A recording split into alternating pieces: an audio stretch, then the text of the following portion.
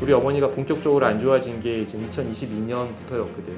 그래서 뭐 나는 누이가 둘이 있으니까 누나가 결혼 안 한 딱 그 시점에 둘 다 평생 다녀왔던 직장을 어떻게 하겠어? 그만뒀어. 혼자서 불가능해. 근데 이게 왜 일어나고 기전을 알고 이때 우리가 할 수 있는 것들이 아예 제로는 아니거든. 꿀팁들이 있어요.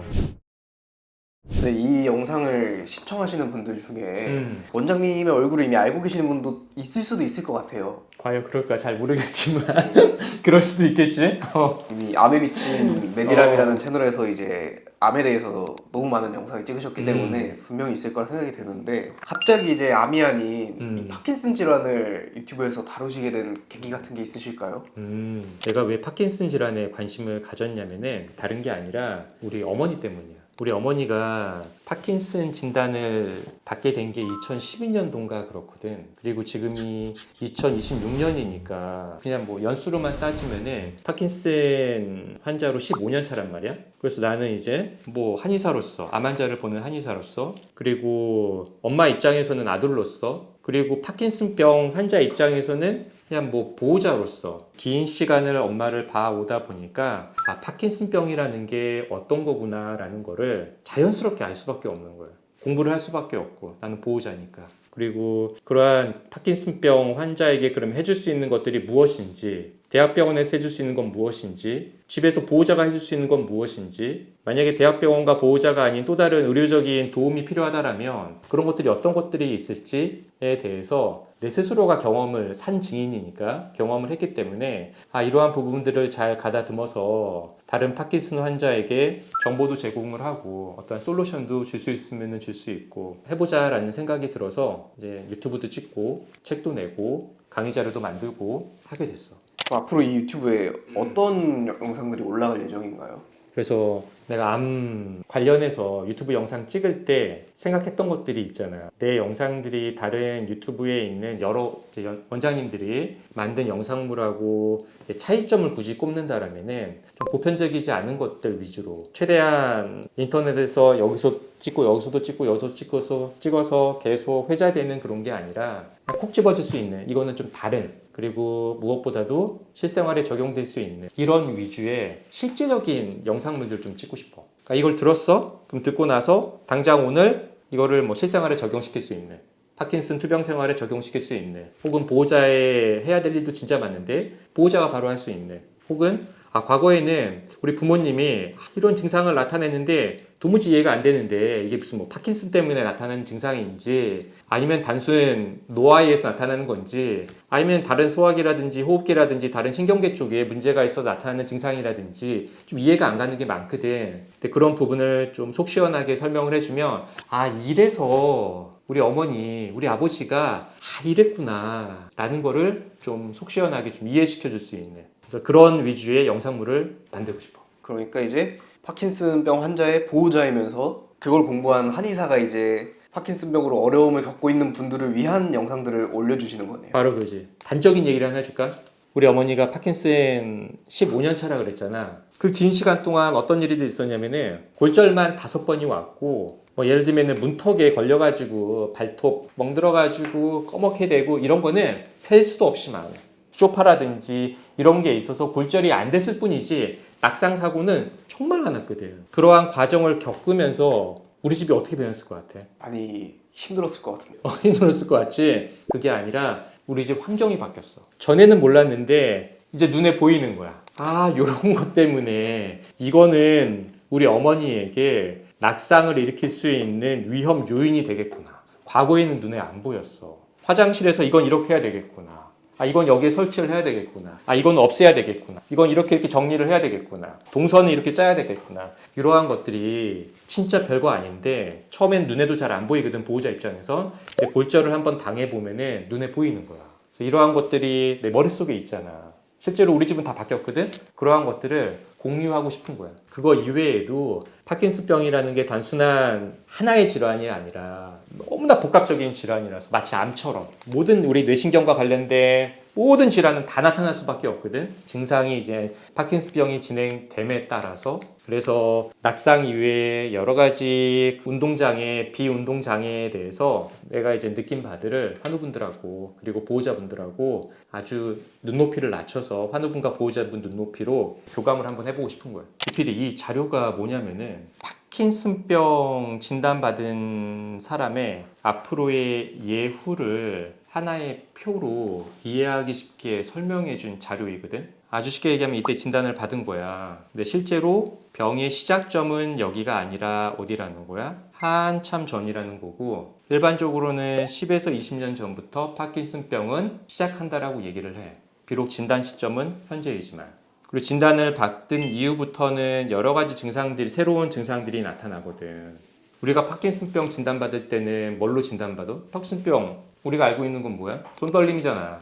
손 떨리는 거랑 이제 보행이 이렇게 되는 거, 허리 굽어지는 거, 요 정도인데 이걸로 거의 90% 이상의 그 파킨슨병 노인 환자분들은 신경과에 간단 말이야. 그걸 진단을 받고. 근데 참 파킨슨병이라는 게 안타까운 게 여기에 진단을 받았으면 손 떨림이나 보행 장애만 점점 안 좋아지는 게 아니고 그것과는 전혀 다른, 그러니까 운동성하고는 전혀 관련이 없는 비운동성 장애들이 앞으로 끊임없이 새롭게 생길 수밖에 없어. 왜 그러냐면 뇌 안에서 벌어지는 일이기 때문에. 뇌에 있는 신경세포들이 담당하는 게 얼마나 다양하고 복잡할 거 아니야, 그지? 거기에 있는 모든 신경세포들은 전부 다 문제가 생길 거라고 생각하면 되고 그 신경세포들이 담당하는 일들도 이제 앞으로 제대로 수행을 못하게 된다라는 거야. 점점.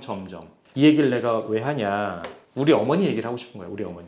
우리 어머니는 지금 15년 차라고 했잖아. 그래서 처음에는 레보도파를 하루에 300ml씩 먹었어. 지금은 얼마큼 복용하고 있냐면은 1200ml를 하루에 복용하고 있고 또 이제 보조적으로 마오비 억제제를 이제 복용하고 있거든. 그러니까 옛날에 300ml랑 비교하면은 15년 만에 4배까지 증량하게 된 거야. 그 사이에 어떤 일들이 벌어졌냐 이거야, 우리 어머니는. 아까 얘기했던 것처럼 그런 일이 실제로 벌어졌냐. 처음에 갔을 때는 이거였어. 손떨림. 이것 때문에 갔거든. 다른 사람들하고 똑같이. 15년 전에. 2026년 5월 기준으로 내가 작성을 했어. 우리 어머니 증상이야. 당장 오늘 아침에 일어나서 저녁에 주무실 때까지 벌어지는 일을, 이거 이외에도 몇 가지가 더 있긴 하지만 좀 큰 것들은 적어놨어. 읽어볼게. 기립성 저혈압과 식후저혈압. 그러니까 우리 평상시처럼 이렇게 하다가도 예를 들면 밥 먹고 나서 30분에서 1시간 후에 어떻게 될지 알아? 갑자기 주저앉아. 우리 이해가 안 되잖아. 막 배고파가지고 아무것도 못 먹고 그러면은 혈압이 떨어지고 그럴 것 같기도 한데 그런 게 아니라 밥도 잘 먹었는데 배도 부른데 갑자기 잘 먹었다 일어났는데 좀 있다가 어때? 갑자기 실신하서 진짜 앉아 이렇게. 우리들은 선뜻 납득이 안 되지만 이런 일이 벌어져. 야간 고혈압과 주간 저혈압. 보편적으로 사람들은 어떠냐면은 잠잘 때 어때? 근육이나 이런 움직이진 않잖아. 그러니까 혈압이 높을 이유가 없어. 그래서 잠잘 때 새벽에는 침대에서 있을 때는 혈압이 낮고 아침에 일어나서 무언가 이제 활동을 하게 되면 그때부터 오만 근육도 힘을 써야 되니까 심장도 펌프질을 많이 해야 되고 혈압이 올라가게 되거든. 근데 우리 어머니는 어떠냐면은 야간 고혈압이 170을 넘어. 주간 저혈압이 몇일 것 같아? 뭐 한 130, 120 이럴 것 같아? 심할 땐 70. 그러면 그게 몇 차이야 이게? 100이 차이나 100. 말도 안 되는 얘기거든. 혈압약으로 조정을 해야 될 거 아니야? 조절하는 게 거의 불가능해. 게다가 뇌경색과 뇌출혈이 있었던 분이심에도 불구하고 그래서 대학병원 교수님이 포기했어. 포기. 어쩔 수 없다. 혈압약을 그럼 먹어야 돼 말아야 돼? 어떻게 해야 될 것 같아? 먹지 않기로 포기했어. 왜? 70m로 떨어져가지고 혈압이 안 잡혀서 실신했거든. 응급실에 몇 번 실려갔거든. 그러니까 이런 일이 벌어지는 거야. 세 번째, 흉통과 관절통. 이거는 뭐 쉴새 없어 그냥. 가슴이 아프다. 엉덩이가 아프다. 어디가 아프다. 왜냐면 근육이 강직되다 보니까 오만 몸이 다 아픈 거야. 네 번째, 이것도 진짜 큰일인데 연화장애가 너무 심해. 약을 먹을 때 우리 어때? 약을 꼭각 알약을 넣고 레보도파 넣고 물 한 번 꼭각 하면 될 것 같잖아. 물을 마실 때 긴장을 해. 왜? 살에 걸리니까. 목구멍으로 넘어갈 게 걱정이 돼서 물을 넣으면은 막 이러다가 꼴깍 넘기는 거야. 살에는 너무나 많이 걸려. 이 사례가 웃긴 게 음식이 기도로 넘어가는 거잖아. 자기 침도 넘어가. 우리는 이제 상상은 잘 안 되지만 이런 일로 하루하루가 좀 힘들고 침 흘림 구강 건조 굉장히 힘든데 침을 계속 흘리셔. 그러니 어떻게 해야 돼? 항상 몸 옆에는 무조건 손수건을 우리 집은 이제 갖다 놨어. 손수건 계속 닦는 거야. 닦고 그러면서 무엇을 호소하냐면은 이걸 호소해. 입이 너무 마르다. 입이 쩍쩍 말라서 너무 힘들어하셔. 이해가 안 되잖아. 침을 계속 흘리는 사람이 입이 마르다라고 하니 보호자는 도대체 뭐지 이런 생각을 한단 말이야. 나 납득 자체가 안 되거든. 그래서 이런 일이 벌어지고 램수면 장애는 이제 진단받기 정말 옛날부터 있었지만 지금은 이제 아예 몸이 강직이 돼서 움직이는 건 덜한데 그래도 잠꼬대나 이런 건 하셔. 누가 나를 쫓아온다라든지 보통 대부분 그런 꿈이긴 한데 그리고 이상 감각, 중추신경통이라고도 표현하는데 뭐냐면 이제 이런 표현을 많이 해. 발가락에 가시가 박혔다라는. 근데 그것도 어쩔 때는 오른쪽 엄지발가락, 어쩔 때는 왼쪽에 무슨 발가락, 발바닥, 어쩔 때는 이제 거기 뭐 벌레가 기어간다. 아무렇지도 않거든. 근데 이러한 이상 감각을 계속 호소를 하셔. 우리가 해줄 수 있는 게 없어. 실제로 가시는 안 박혔거든. 본인이 그냥 느끼는 거야. 여기에 말초의 발가락에 그 신경에 문제가 있는 게 아니고 어디에 문제가 있어서 이런 일이 벌어지는 거야? 머릿속에 있는 신경에 문제가 있어서 이쪽에 질환이다 보니까 이런 게 있고 저녁에 잠을 못 자다 보니까 단연히 낮에는 어때? 항상 좀 몽롱한 시간이 좀 많이 있고 아홉 번째도 정말 우리 환자도 힘들고 보호자도 힘든데 야간 빈뇨가 너무 많아. 이유가 여러 가지 복잡하게 있는데 진짜 이 파킨슨 보호자분들 너무 힘들게 하는 것 중에 하나가 이거야. 진행성 분들은 거의 심할 때는 저녁에 이제 해가 떨어져 가지고 침상에 들잖아. 그래 아침에 새벽에 이제 아침 7시 해가 뜰 때까지 수십 번을 왔다 갔다 해. 2, 30분마다 왔다 갔다 하는 거야. 화장실에 가서 소변을 보시고 들어오시면 조금 있다 정말 몇 분 만에 가셔 또. 못 참어 이거를. 그 실제로 화장실에 가서 소변을 볼 것 같아 못 볼 것 같아? 이만큼씩 싸는 거야. 이거를 매일같이 하는 거야. 그러니까 보호자가 얼마나 힘들어. 환자도 힘들고. 일상생활을 할 수가 없어. 같이 잠을 못 자거든. 변비는 뭐 말할 것도 없어. 말할 것도 없어서. 근데 이제 변비도 관리하는 방법들이 여러 가지 있는데 물도 많이 먹고 야채도 많이 먹으라고 하는데 사실 현실적으로 굉장히 어려운 얘기고 그래서 어쩔 수 없이 약에 의지를 하는데 이것도 단계별로 좀 우리가 알면은 도움이 될 것들이 있거든. 아무튼 이런 극심한 변비가 있고 11번째 이것도 되게 웃긴 얘기지만 더웠다 추웠다를 그러니까 그 우리가 체온 조절은 내 스스로 하는 게 아니거든. 중추에서 자율신경계가 알아서 조절하는 거야. 의식적으로 할 수 있는 게 아니야. 근데 자율신경계 자체도 망가지기 때문에 더웠다 추웠다가 정말 순식간에 왔다 갔다야. 정말로. 불과 몇 분 전만 해도 막 추웠던 사람이 갑자기 덥다 그러고 또 몇십 분 확 추웠다 그래. 옷을 입혔다가 벗었다. 그러니까 옷을 어떻게 하겠어? 두꺼운 옷을 입힐 것 같아?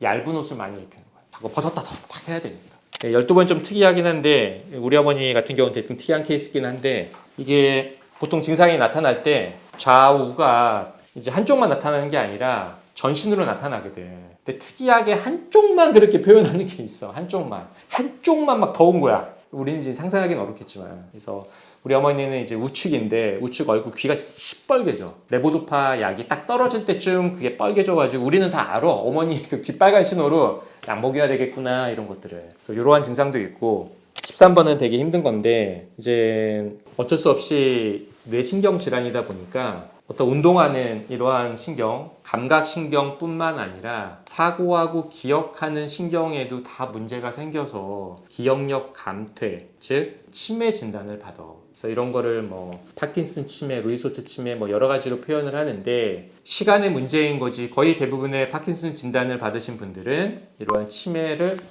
거의 다 이제 겪게 돼. 경중의 차이인 거지. 우리 어머니 같은 경우는 물론 이제 치매 약을 복용하고 있고 복용하게 된 게 2022년부터야. 진단 연수로는 따지면 4년이고 약을 복용하기 시작한 거는 이제 3년 남짓 된 것 같은데 정말 체감하는 거는 하루가 다르게 이제 많이 이제 인지 능력이 조금 저하되는 것 같아. 근데 그것도 보면은 계속 나빠지는 게 아니라 계단식이야. 훅 안 좋아졌다 또 유지됐다 훅 안 좋아졌다 이런 거 같더라고.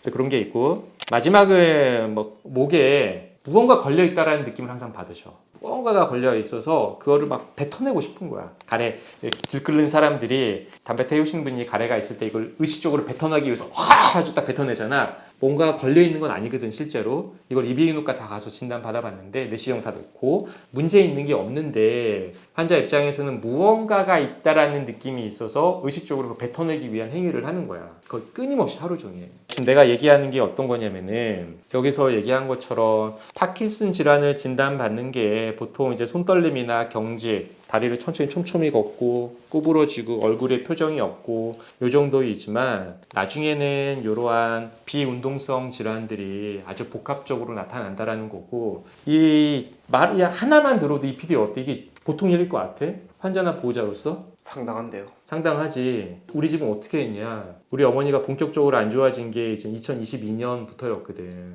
그래서 뭐 나는 누이가 둘이 있으니까 누나가 결혼 안 한. 딱 그 시점에 둘 다 평생 다녀왔던 직장을 뭐 어떻게 하겠어? 그만뒀어.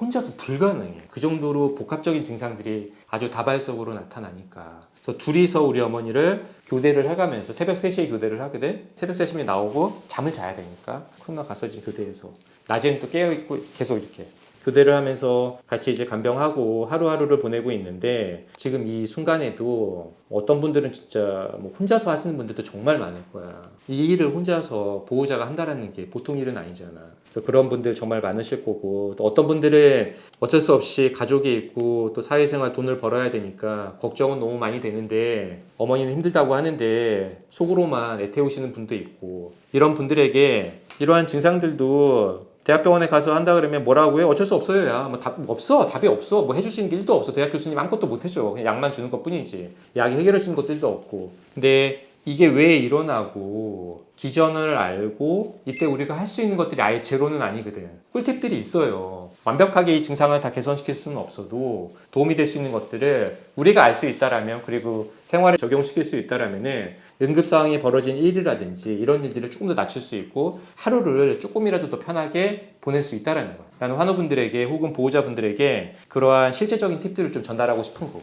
오늘은 소개하는 자리였던 것 같아. 근데 주로 이제 내가 아니라 우리 어머니지. 파킨슨 15년차 환자인 거지. 소개를 했던 자리인 것 같은데 다음번에는 이런 영상을 좀 찍어보려고 해. 누가 뭐래도 병을 이해하려면은 병이 무엇인지 공부를 좀 하셔야 돼. 지금 유튜브에 보면은 너무나 많은 정보가 있고 대부분 다 옳은 정보이고 많은 환우분들, 보호자분들 이미 정보를 많이 습득하셨겠지만 그래도 그분들에게 조금 더 놓쳤던 정보라든지 조금 더 이해력을 높일 수 있는 정보를 좀 담아가지고 파킨슨병이 무엇인지 역사부터 왜 일어나는지 이게 내 몸에서 어떻게 진행이 되는지 그리고 치료 방법들은 어떤 건지에 대해서 1차적으로 좀 알아보고 두 번째부터는 파킨슨 환자와 보호자를 위한 정말 유의미한 영상 자료를 많이 올리려고 계획하고 있으니까요. 우리 환우분들 그리고 보호자분들 잘 좀 봐주시고 그리고 그게 도움이 됐다라면은 구독과 좋아요 꼭 좀 부탁드리겠습니다.